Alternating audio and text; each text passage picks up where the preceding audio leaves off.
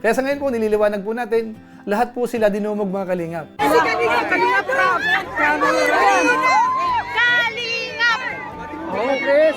Chris! Ayan na po yung sitwasyon ngayon dito. Guys, nakalala na yung mga pulis guys. Saan ho kaya yung naging problema mga kalingap? Bakit po nagkagulo?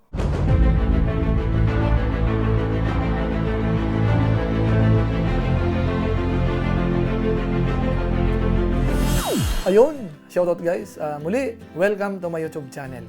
Ito po si Kajulay, ang inyong katugang, ang inyong kalingap, na muling bumabati po sa inyo ng magandang araw, magandang gabi. Sang sulok man po tayo ng mundo naroon, at sa araw na ito, meron tayong panibagong vlog.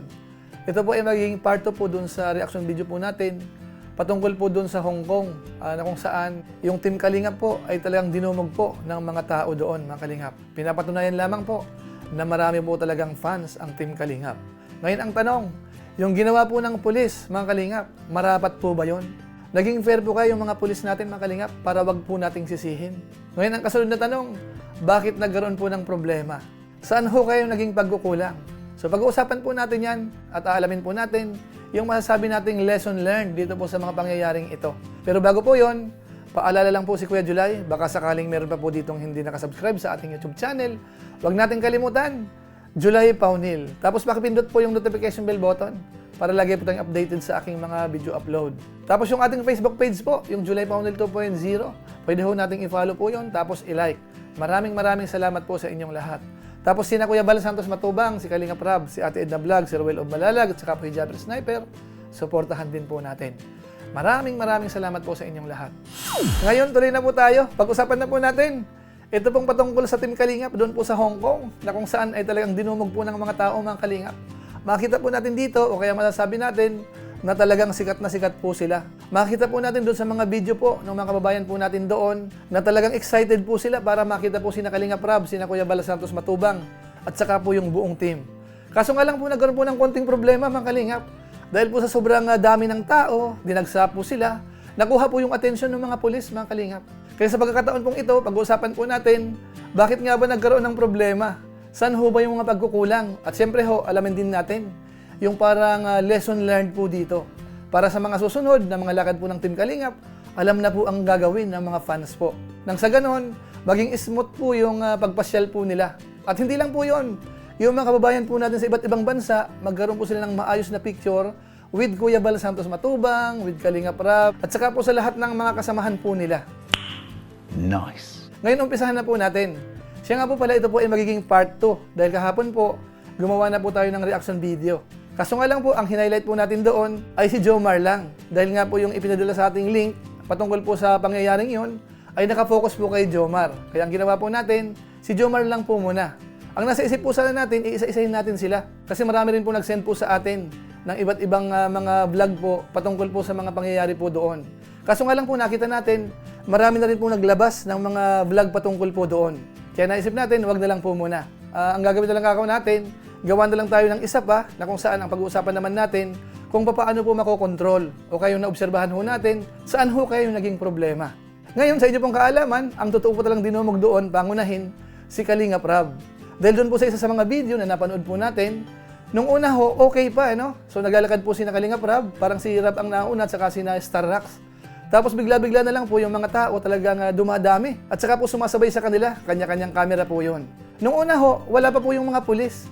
Ngayon mas maganda po siguro, panoorin po muna natin ito pong video clips galing po doon sa mga kababayan po natin doon sa Hong Kong. Ito po yun. Ayun na si Kalingap Rob. Wow, pogi ni Kuya Rob. Hi Kuya Rob. Wow, grabe.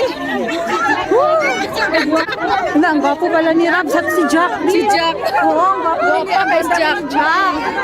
So yan. Asa naman to si Edo? Wala, dinadagsa na. Ayan guys, hindi naman ang fans ng Kalingap. Wala na, siksikan na. Ayan si Jackie. Pagawak na, oh. Oh, lagi na doon, siksikan sila. Kawawa naman si Kuya Rob at siya si Jack. Si Bibi Labay. Uy, wag na. Wala, kawawa naman. Ayan. Ayan si Jack at saka si Rob. Si Kalingap Rob. Ayan si Star Rax. Uy, wag yung kasi lang si Bibi. Parang si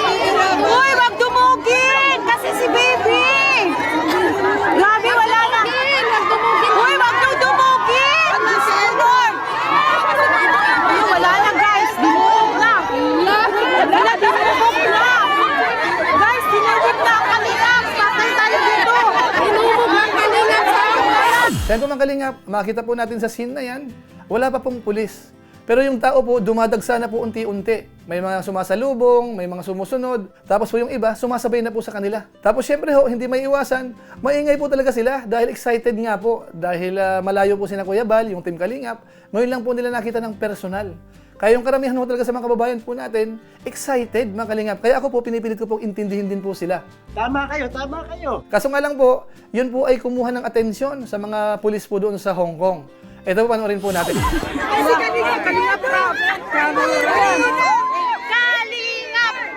Oh, Chris, Tata Chris. Tata Chris. Ayan, guys. Mahuli ko tayo din. Wala na. Hindi na. Labas tayo, labas. Guys, inano na guys kasi sobra, dinagsa na talaga si Kalingap Rob, guys. Ayan na po yung sitwasyon ngayon dito.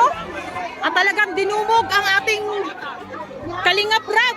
Guys, grabe. Nag-ano na yung pulis kasi dinagsa talaga. Grabe. Kalingap dito! Ayan, Kalingap dito! Dito!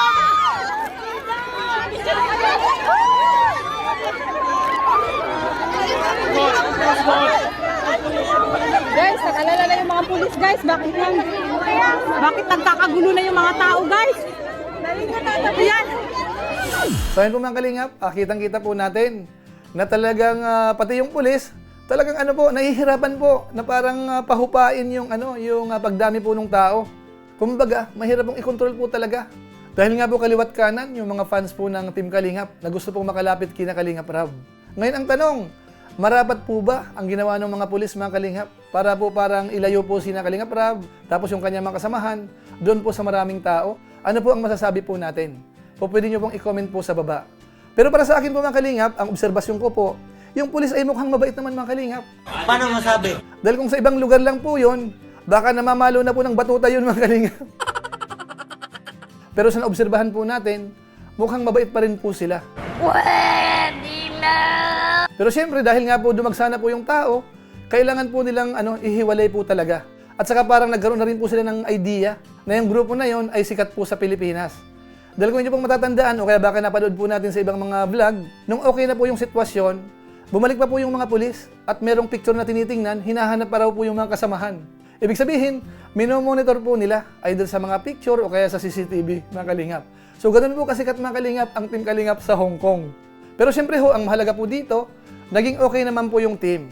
Dahil pagkatapos po noon, kahapon, yung kaibigan din po natin nag-send sa atin, na okay naman daw po yung Team Kalingap, naghahaponan na sila. At yun po ay napanood din po natin doon po sa live stream ni Kuya Bal Santos Matubang. Meron silang nabanggit din po patungkol sa pulis. At doon po sa vlog na yun, parang madalas nababanggit po ni Kuya Bal Santos Matubang yung patungkol po sa Ampaw. So yun po yung pagkakataon doon mga katugang mga Kalingap, parang hapon na po yun doon sa Hong Kong. So ibig sabihin ho, naging okay naman po yung Team Kalingap. So inuulit ko po mga Kalingap, hindi lang po si Jomar yung dinumog. Pangunahin po si Kalingap Rob, tapos yung kanyang mga kasamahan. Sina Joy, napanood din po natin. Basta ho halos lahat mga Kalingap, talagang dinumog. Kaya sana po wag magtampo po yung iba. Ano mga Kalingap, kung sakasakaling kahapon, ang hinighlight po natin ay si Jomar lang. Yun po kasi yung available video nung maaga pa, yun pa lang po ang nakarating po sa atin.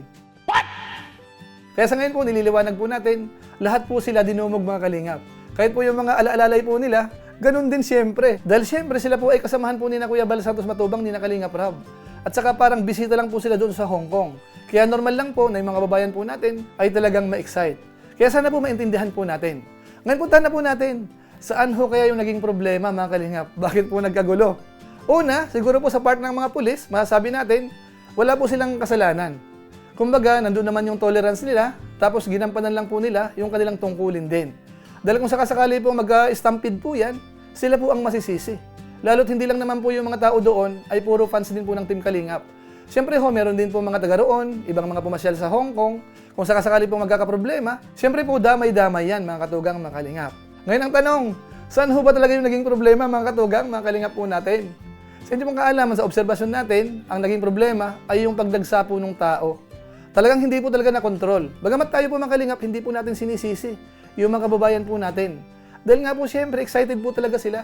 Dumating po yung kanilang mga hinahangaan, yung kanilang mga tinutulungan, doon po sa ilang mga sponsors. So talaga makakaramdam po tayo ng parang sobrang excited po. Kaya ang tendency po talaga, hanapin ang Team Kalingap. Tapos lapitan at magpa-picture mga Kalingap. At saka po magpa-video na rin. O kaya makapag-vlog ng konti doon po sa mga kababayan po natin na nagba-vlog din. Kaya yung part na yon, dapat maintindihan po natin mga kalingap. Pero isa lang po ang totoo. Doon po kasi nag-umpisa rin po yung problema dahil nga po napansin po ng pulis. So ano po ang dapat gawin mga kalingap sa mga ganitong sitwasyon? Siyempre ho, dapat merong in charge o kaya parang pinaka-organizer. Kung kinakailangan pong humingi ng permit o kaya parang pinapayagan naman po ng bansa na yan, po pwede pong humingi ng permit. Ngayon kung sakasakali naman pong walang permit, meron naman pong paraan mga katugang mga kalingap. Ano po yun? Yung tipong hindi po mahahalata. Ano mga kalingap?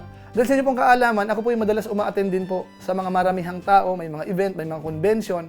Madalas po tayong uma-attend. Yung pagpapapicture po na yan mga kalingap, nagagawan po yan ng paraan. Ano po ang ginagawa nila kadalasan? Normally po, yung traffic flow po ng mga tao, pinag-aaralan po yan. So kadalasan po, ang ginagawa nila, yung mga bisita, o kaya yung pangunahing guest sa isang okasyon, ipinipwesto po sa isang lugar. Pero yung mga tao ho, hindi muna pinapalapit po sa kanila. Ang iba po minsan, parang nakapila lang po sila. Kaso nga lang po minsan, sa mga outdoor area, minsan hindi po siya applicable. Pero nakita po natin dito sa Hong Kong mga kalingap, kasi malawak naman po yun. Ang nakita natin dito, kung sakasakali sanang yung mga tao po doon, hindi muna kagad lumapit kina Kalingap Rab. Kumbaga, pinapwesto muna si Kalingap Rab sa isang area, tapos yung mga kababayan po natin, parang may, may distance lang po muna na wag lalapit. Let's say mga 10 meters o kaya 15 meters. Kumbaga, pasimple lang po sila. Tapos isa-isa po, tatawagin, o lapit kayo, magpapapicture kayo, tapos kapag okay na, alisin muna kayo, yung iba naman. Kasi po yung mga 10 meters, 15 meters, yung sigaw po ng tao, maririnig pa po yun. Yung senyas nyo po, makikita pa. So, ibig sabihin, kung sakasakaling ganun po yung nangyari, baka lahat po ng kababayan po natin sa Hong Kong, nagkaroon po ng malinaw na picture kina Kalingap Rab at saka sa mga kasamahan. Kaso nga lang po sa nangyari, karamihan ho, hindi na nakapagpakuha po ng picture with Kalingap Rab. Dahil nga po yung mga pulis, nandoon na. Kumbaga, pinaghihiwa-hiwalay na po sila, inilalayo na. So yan po ang naging problema mga katugang mga Kalingap na napansin po natin. Hindi ko lang po alam sa ilan sa mga viewers natin, kung meron pa po kayong naiisip na mas magandang gawin kapag merong mga ganitong event. Lalo-lalo na po sa ibang bansa. Pwede nyo pong i-comment po sa baba. Para sa mga susunod sigurong lakad po nila, malay natin, may apply po yun. Hindi man 100%, at least po, medyo hawig-hawig po doon para maiwasan po yung ganung nangyari. So siguro po mga katugang mga Kalingap, yun po ang parang lesson learned po sa atin. Sana sa mga susunod, medyo dapat maplanong mabuti. Tapos yung venue ho, nakaprepare siya. Kung mga saan pipwesto, tapos yung mga guest, yung mga po pwedeng lumapit. Kumbaga, alam po nila yung mga gagawin. Dapat aware ang lahat mga Kalingap para mas madali pong maipatupad o kaya mai-implement. Ano mga Kalingap? Pero siyempre po, hindi natin sinisisi ang mga kababayan po natin. Muli dyan sa Hong Kong, maraming salamat po sa inyo dahil ipinakita po ninyo ang pagsuporta sa Team Kalingap. Dito po, mapapatunayan po natin na talagang maraming fans ang Team Kalingap. Talagang organic. Kumbaga, kanya-kanyang punta po yun mga Kalingap at kanya-kanyang gastos. Ano po? So maraming salamat po sa mga kababayan po natin dyan. So siguro po, ilan po muna ang ating reaction video bilang part 2 po doon sa vlog natin kahapon. Sana sa mga natitirang araw po nila doon, maging maayos po sana yung kanilang mga lakad. At sana mag-enjoy po sila. Maraming salamat po sa inyo. So siguro po, pansamantala magpapaalam po muna tayo. Pero gaya po ng dati, meron lang po muna tayong isa shoutout.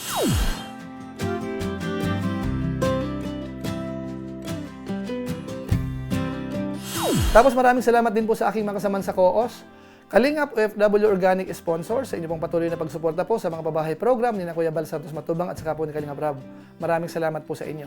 Tapos sa ating mga followers, masugid na taga-subaybay po ni Kuya July sa ating YouTube channel at saka po sa ating Facebook page. Maraming salamat po sa inyo.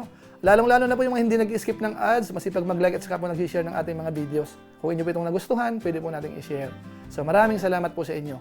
So muli, ito po si Kuya July, ang inyong katugang, ang inyong Kalingap. Napansamantalang nagpapaalam po muna. Kita-kita na lang tayo sa mga susunod ko pang vlog. Maraming salamat sa inyong walang sawang pagsuporta po sa ating YouTube channel. Pagpalain naman ka ng Diyos, mabuhay tayong lahat. God bless. Bye-bye!